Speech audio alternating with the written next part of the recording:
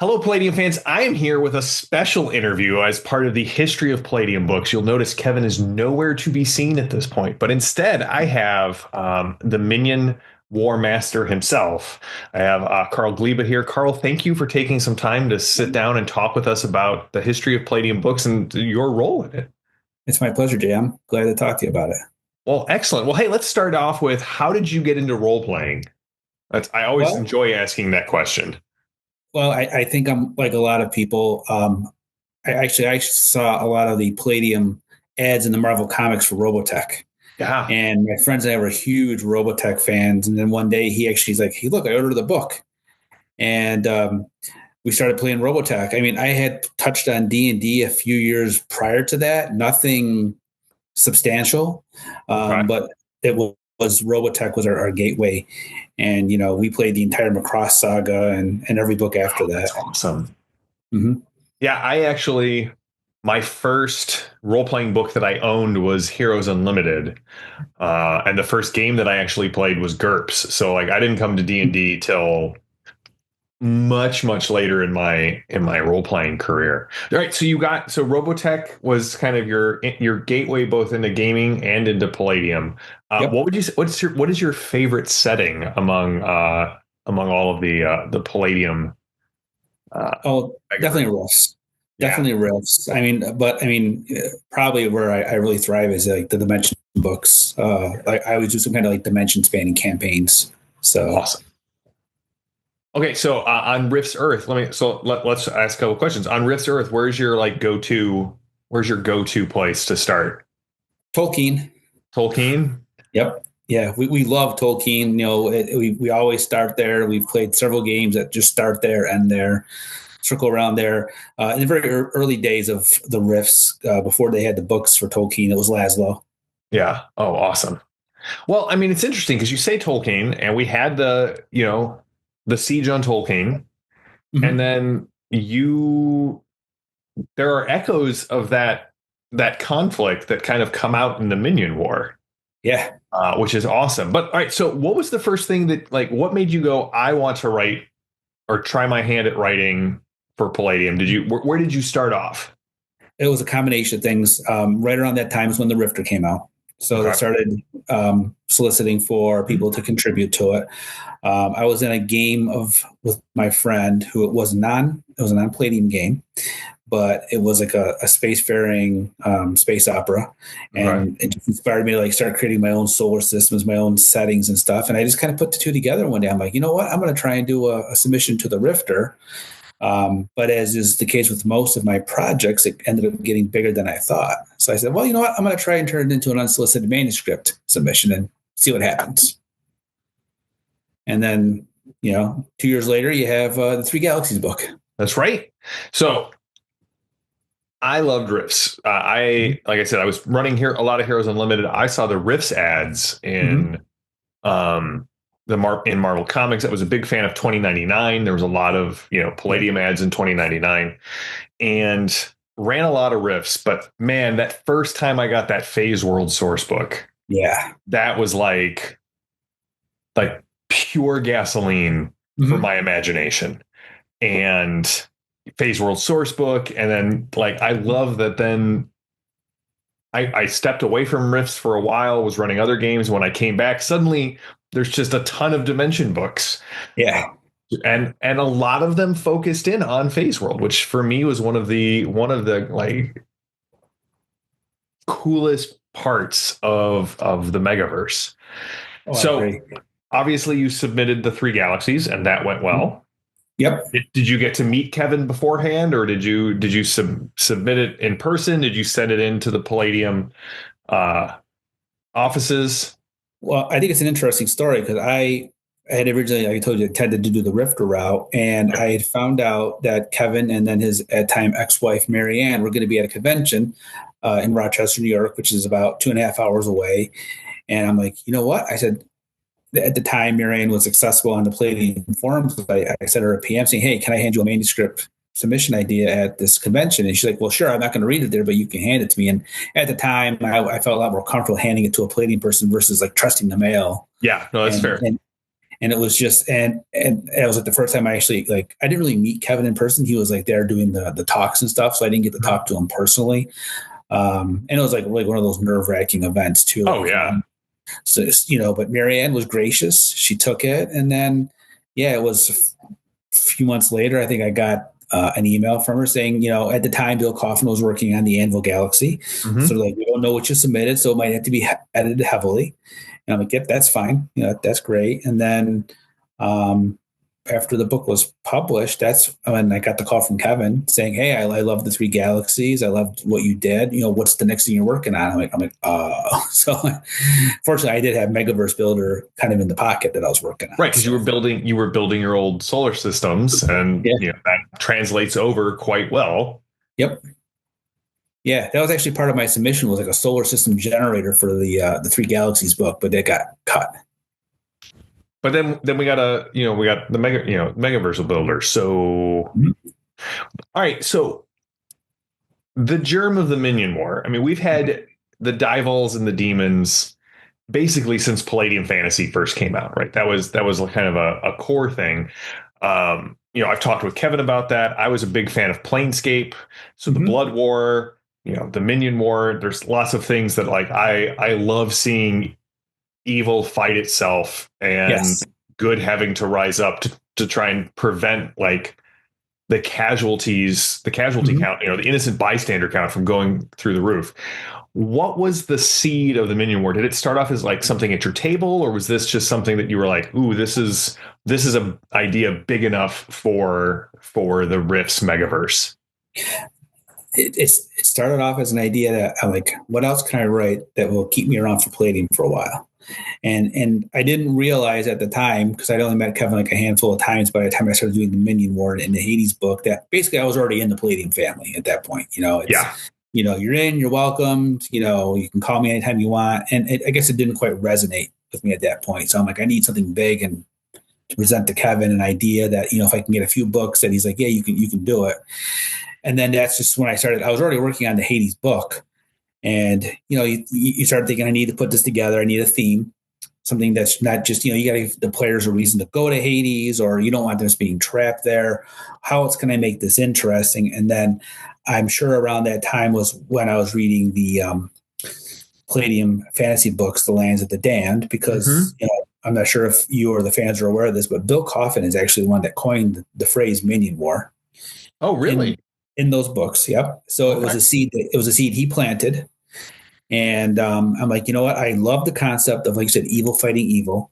But, for the Minion War, it was always a chess match. It was a Cold War. It was never an active war. So I'm always been a Marvel what if fan. Like, what if the war erupts and now they're all over the Megaverse? And, how could that turn into an adventure that our player characters can get involved in? And I'm like that's where my imagination is like, Kevin, my imagination just started going in every different direction. Like, we can do this, you can do that, and I love the idea of strange bedfellows. I'm like, wow, just imagine like a Leyland Walker fighting side by side, like with a coalition soldier, because there's a group of demons barreling down at you. And I just love that concept in my head. So, I pitched the idea to Kevin, and he told me I was crazy. And that's always a good sign, though. Yeah. And he had some really strict conditions. He says, look, you can do it. He goes, it's a huge investment in time and energy and effort. He goes, I'm not going to talk about the Minion War until I have 3 manuscripts in hand, because I pitched the 5-book series of what I wanted to do. Yeah. I want an outline for every book. I want a page count for what you think. He basically he is very thorough in what he expected of me, and fortunately I was able to deliver on that. That's awesome. So we got Hades, Divol, Megaversal Outbreak, Armageddon Unlimited, and Megaverse in Flames. Yep. So again, my roots are superhero gaming. Got a bookshelves of comics and trade paperbacks over there. Love superheroes, love Heroes Unlimited. The idea of when the Minion War spills over into the Heroes Unlimited universe, that it was basically them trying to provoke the Rifts event to turn it into another Megaversal Nexus was that was a stroke of genius. Like I really loved that as the hook for Armageddon Unlimited. Thanks. I love the idea too. Well, and you've got, I mean, Kevin wrote Heroes of Humanity as a Mm-hmm. fallout of this. Titan Yep. Robotics has a ton of references to the Minion War in it. Like you built a little series of books that had other Palladium writers, including Kevin, being Mm-hmm. very excited to continue to build on what you put together. How did that feel as like a fan, as a writer? Like, Well, I'm a big fan, but it's humbling to be able to inspire others. Because yeah, like I know that I wrote and built off the seed of what Bill Coffin did. Like I love a lot of his books. CJ Corella with Phase World. Those guys are like, I feel like I can stand on their shoulders because of the seeds that they planted, which help oh yeah, further. And I just feel like, okay, I'm basically, it's my turn to contribute to the megaverse, and then maybe someone will like something that I do, and they'll build on that. So it's humbling, but it's also exciting to be part of it. I love the phrase, on the shoulders of giants, because the story that it actually comes from is that the dwarf can see farther because he stands on the shoulder of the giant, right? Mm-hmm. And the fact is that yeah, this is Palladium's arc has been Kevin inspiring another generation who then, CJ and Bill, like, I mean, Western Empire was my first Bill Coffin book, and that Mm-hmm. thing I still go back to. Doesn't matter what game I'm running, if it's got an evil Byzantine Empire, Yep. it's really the Western Empire. I'm just reskinning it because that Yep. book is just chocked full of material. And yeah, now we have the Minion War. So I Right. have a question. Yeah. If it's you, so you had to pitch 5 books, and Yep. obviously you completed all 5 of them. Well done. Thank you. But the idea originated in Land of the Damned, and Yep. the demons and the devils came out of Palladium Fantasy. We didn't Yep. get a Palladium Fantasy book. Was there a reason for that? Did you want to keep it in kind of the Rifts and Megaverse, or was it hey we gotta limit the scope to Well, you did kind of answer your own question. Yes, I did have to limit the scope. I didn't want to write yet another book. But I also felt that you did get a Minion War book in Palladium Fantasy. That was the Land of the Dam book. And okay? it's explained pretty well in there It that the is, Land yeah. of the Dam was the proving ground for the two forces fighting, doing their forces. They just to me, you just needed a spark to start the war. Yeah, But to me, that was the prelude to the Minion War. awesome. And I didn't think that you needed to do anything else in Palladium Fantasy because I thought it was covered well there. And I don't know if Kevin would have wanted it in Palladium Fantasy because how it's pretty well insulated It from the is, yes. rest of the Megaverse. Mm-hmm. So even though I'm not sure if you're aware of this, like in many of the open house games, Kevin's run a Minion War esque type game where the forces of hell are trying to take over one of the towns in Palladium and turn it into like a demon base or a devil base. I never played the games, but I've heard it's his Lord of the Silica campaign. I think is Okay. that. So, Yeah, and yeah, there's a lot you could do in Palladium Fantasy with the Minion War, but I'm like, I don't really think there's another book dedicated to it needed for the fantasy realm. that's fair. I mean, and let's be honest, Demons and Devils Warring is sort of bread and butter for a Yes. fantasy, Yep. the fantasy oeuvre, if you will. Yep. Yeah. Well, I know we have strict orders not to talk about anything that may be submitted, but I assume you still have like Yes. ideas Mm-hmm. that are percolating around. If you could write anything for Riffs, Mm-hmm. like your pie in the sky, the golden ticket, the thing that like now that Min War is behind you, like do you have something that you're like, man, if I could just do X, there's no promises, this is nothing but me picking Carl's brain. You cannot Mm-hmm. read anything into this. Well, I mean, the Dimension books are just, I love them. Yeah. And I'm always tinkering with something in the Dimension book realm. Definitely something like along the realms of the elemental planes, Oh, very cool. but I don't want to write another 4 or 5 book series. Right. If you could do it in one book, a lot less to chew, a lot less hanging over your head, right? You don't Yep. want five swords of Damocles hanging over your head. Yeah. One is plenty. And, I learned a lesson from the Minion War, something that totally was over my head that I didn't even think about is when I submitted Hades and Nabal, is Kevin's like, Carl, why didn't you update the demons and the devils? I'm like, I added new ones. I just forgot to maybe buff up the existing ones or write more about them. So now I know if I did the elemental planes, I'd have to include all of the elementals that have already been previously been written. So it's Oh yeah, that's a huge chunk to take over. And again, with the warlock, that is Mhm. like a core. That is a core magic class that Yep. really stands out about Palladium. Yeah. Is the elementalist there? Yeah, and I'm not shy about tinkering with the existing OCCs. I was a little shy at first when I thought in Megaverse Builder, I said I could do better on the shifter. But then Kevin's like, no, I love it. He goes, if you can make something better or enhance or change it. So I'm not gun shy about, taking things apart. But I mean, the Warlock as is pretty darn good. It is, yeah. So, but I have some ideas for some other elemental type OCCs to go along So with it. do you get to play like Palladium at all on like a regular basis? I am primarily a game master. Okay. But Cheers, as am I.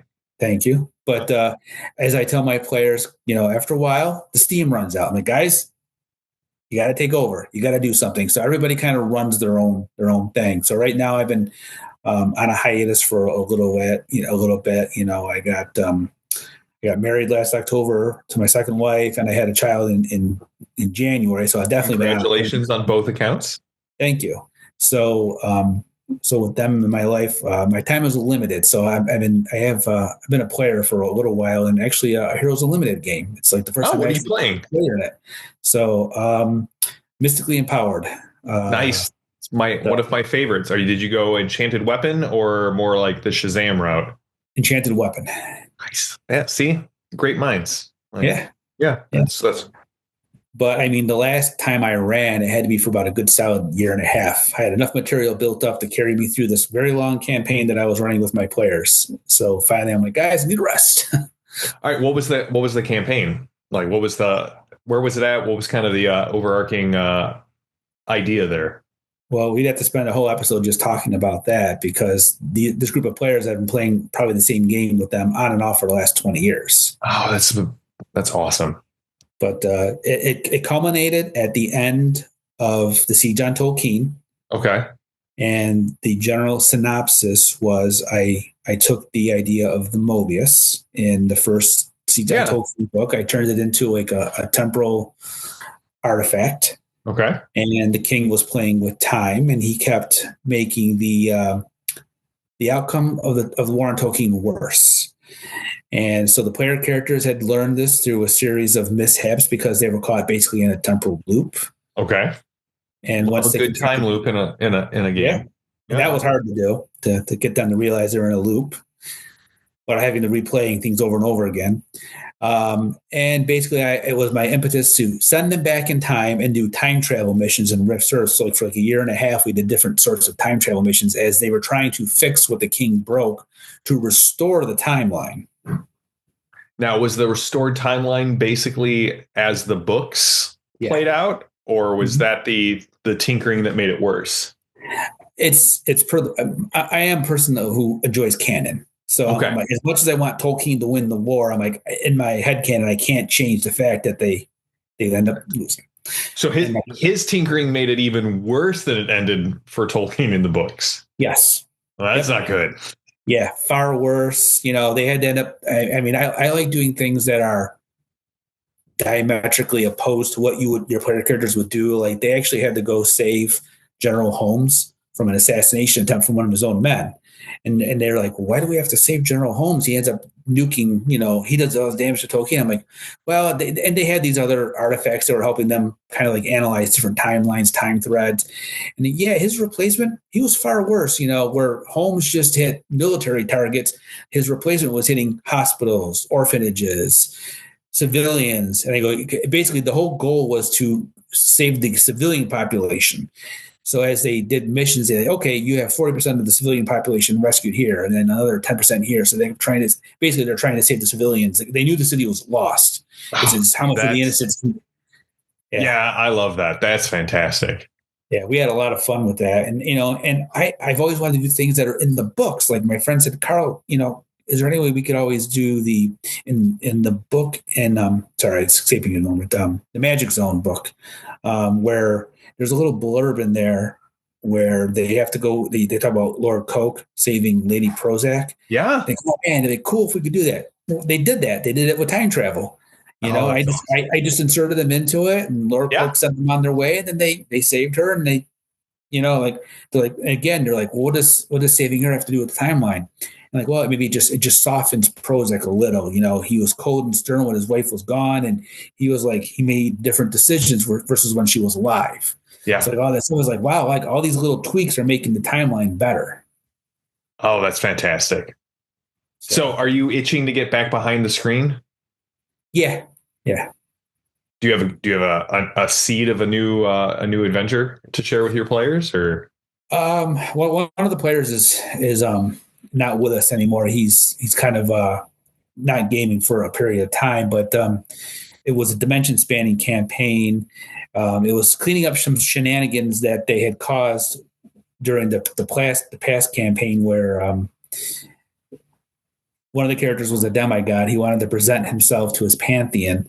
He ended up presenting himself to his pantheon by mistake too early, and now they're giving him basically like this. The idea would be to give him like the tasks of Hercules. To okay, you want to be part of the Oh, pantheon? nice. You're part of it. Here's the tasks, and he loves the Olympian pantheon, and it just so happens that I like doing the Megaverse stuff. So I'm like, wait a minute, his new task will be to kind of bring in. I don't know if you're familiar with the Olympian Club from Pantheons of the Megaverse. Yeah.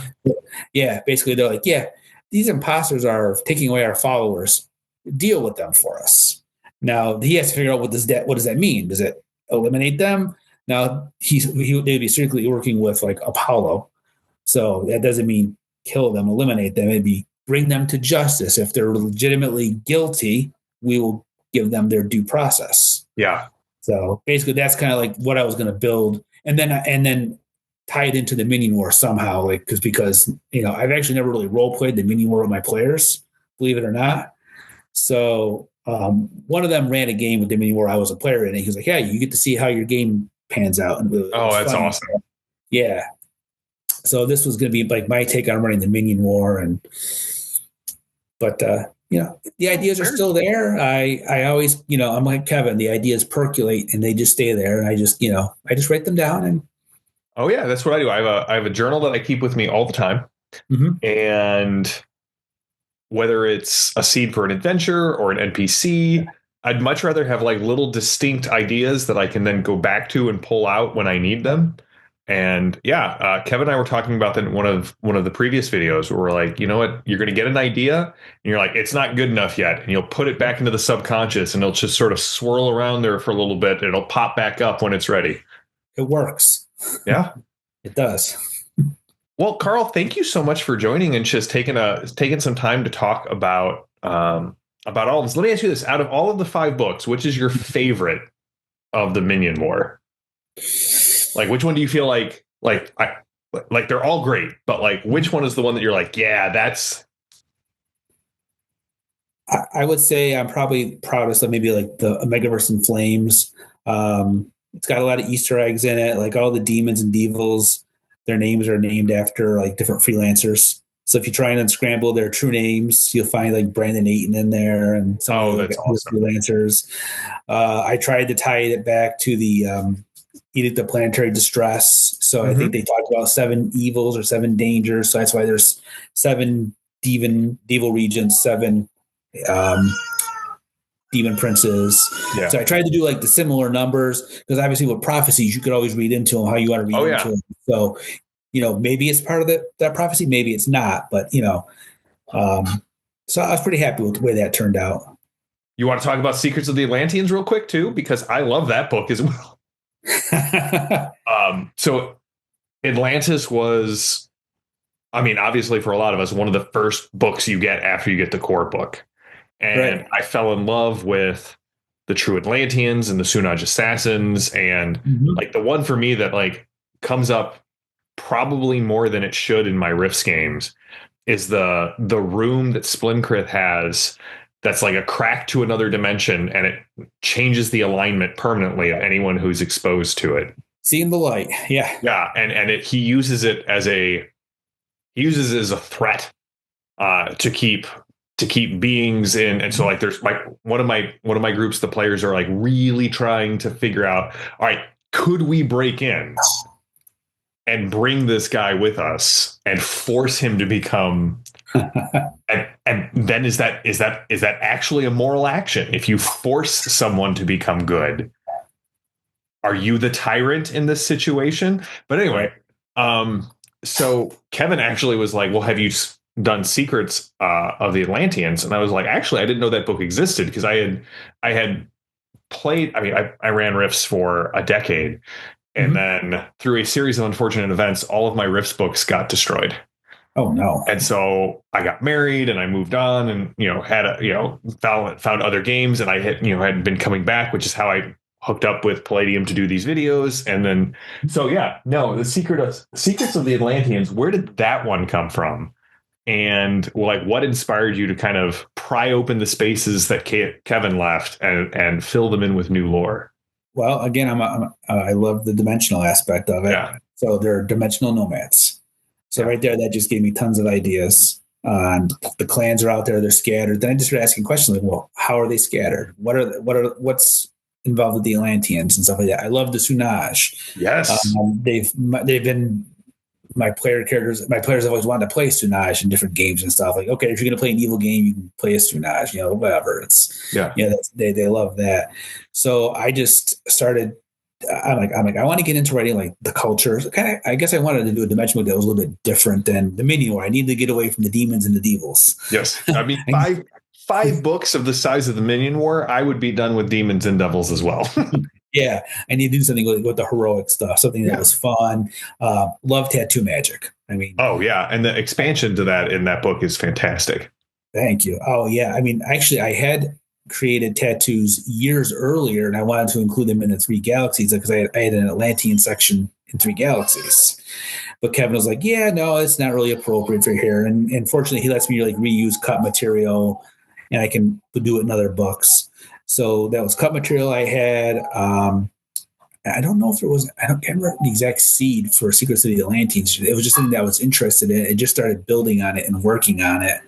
And that became my next manuscript. And again, I'm like, I want to explore how I want to get more of the detail on what caused it to disappear, what the Sundering was. Yeah.